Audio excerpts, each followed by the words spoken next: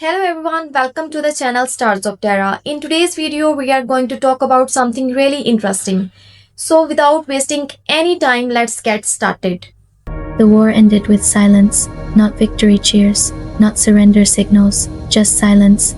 Stretching across 12 star systems where billions had once burned fuel, fired weapons, and screamed into the void, and in that silence, something happened that no civilization in recorded galactic history had ever done before. Humanity mourned its enemy. Long before peace treaties and shared borders, the galaxy knew humans by another name: Deathworlders. A species born on a planet that tried to kill them every single day. Violent weather, predators with forward-facing eyes, diseases that evolved faster than medicine, gravity strong enough to crush weaker species. Most civilizations survived by avoiding danger. Humans survived by adapting to it. So when humanity first joined the Galactic Concord, many worlds welcomed them cautiously. Others feared them openly. Among the most wary were the Keeler Dominion, an ancient, disciplined species whose empire stretched across spiral arms long before humanity invented electricity. The Keeler believed emotion weakened judgment. Their society valued efficiency above all things. No art without purpose, no ceremony without function. Even death was processed administratively. When a Keeler soldier fell, their designation was archived, their biological material recycled, and their memory erased from active records within one rotation. To them, grief was waste. To humans, grief was sacred. The first conflict began over something absurdly small, a mining colony orbiting an unremarkable red dwarf star. Humans claimed salvage rights after discovering abandoned infrastructure. The Keeler claimed ancestral ownership dating back 8,000 cycles. Neither side backed down. Negotiations failed. Then someone fired the first shot. Historians still argue who it was. What followed became known as the Ember War, a conflict so destructive that entire asteroid belts were turned into glowing debris fields. Human fleets moved unpredictably, improvising tactics that confused Keeler strategists trained on perfect mathematical warfare. Humans retreated when logic demanded advance, charged when survival demanded retreat. They protected damaged ships instead of abandoning them. They risked fleets to recover single pilots. To the Keeler, this behavior was incomprehensible. Why sacrifice resources for individuals? Why mourn the fallen during an ongoing campaign? But what unsettled them most were human broadcasts intercepted. During battle, open channels filled with music, voices speaking farewell messages, names repeated again and again so the dead would not be forgotten. The Keeler analyzed these transmissions for hidden codes. There were none, only grief. The war escalated for 7 brutal years. Planets cracked, stations burned.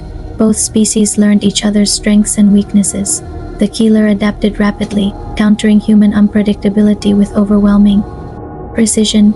Eventually, humanity began losing. Supply lines collapsed, colonies evacuated, entire fleets vanished defending civilian corridors. The final confrontation came above the ocean world Ithera Prime.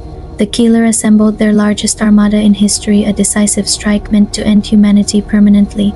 Human command knew they could not win, so they chose delay. Wave after wave of human ships held position, buying time for evacuation vessels escaping through unstable jump corridors.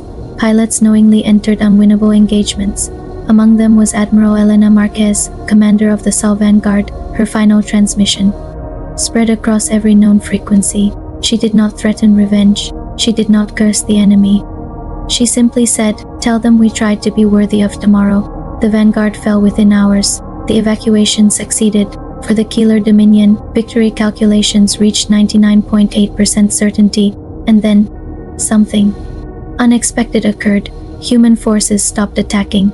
No counteroffensive followed. Instead, thousands of small civilian vessels entered former battle zones under neutral beacons. Keeler defense systems prepared interception, but scans revealed no weapons, only memorial transmitters. The vessels began deploying objects into space: metal capsules, engraved plates, drifting lights powered by miniature fusion cells, each marked with names, human names, destroyed ships, lost crews, entire colonies erased during the war. The Keeler observed silently as humans gathered in orbit around shattered debris fields, places where battles had claimed millions of lives. They transmitted stories of the dead, They sang, they cried openly across unsecured frequencies. And then came the moment that changed galactic history. One human vessel approached the remains of a destroyed Keeler command carrier, a ship humanity itself had annihilated months earlier. Instead of celebrating, the humans released another memorial capsule.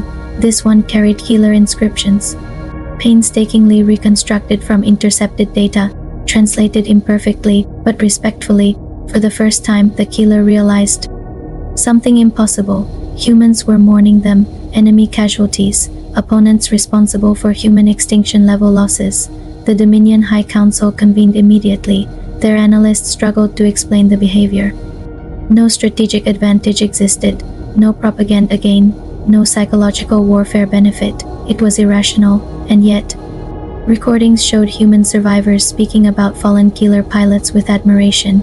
They fought bravely, they protected their own. They deserved to be remembered. The concept destabilized Keeler philosophy.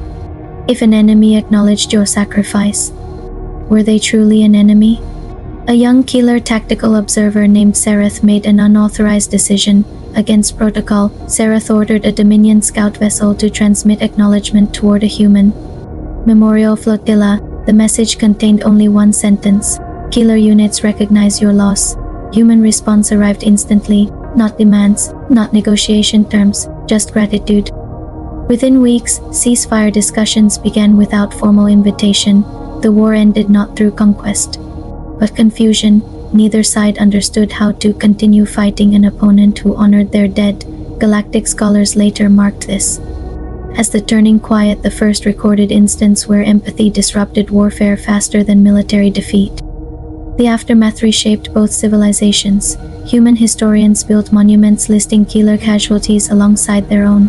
The Dominion, once incapable of mourning, established its first remembrance archive. Individual soldiers were granted preserved identities, names, stories, legacy. For many Keeler citizens, grief arrived like a foreign gravity, heavy, painful, unavoidable, but transformative. Decades later, during the signing of the Ithera Accords, a Keeler elder addressed human delegates. He admitted something astonishing: we studied your weapons to defeat you, we studied your strategies to survive you, but we never understood your greatest strength until you grieved for us.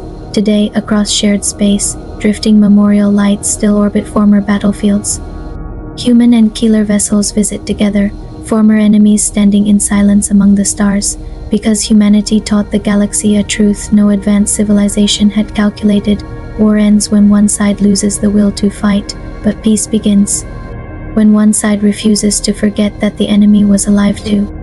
And in the vast darkness between galaxies, where countless species still prepare for inevitable conflict, one historical record continues to circulate through academies and military commands alike, a warning and a hope: beware the species that mourns its enemies, because they are the ones who understand the true cost of victory. And once you understand that cost, you may never wish to wage war again. Thanks for watching. Make sure to like and subscribe for more content. See you next time.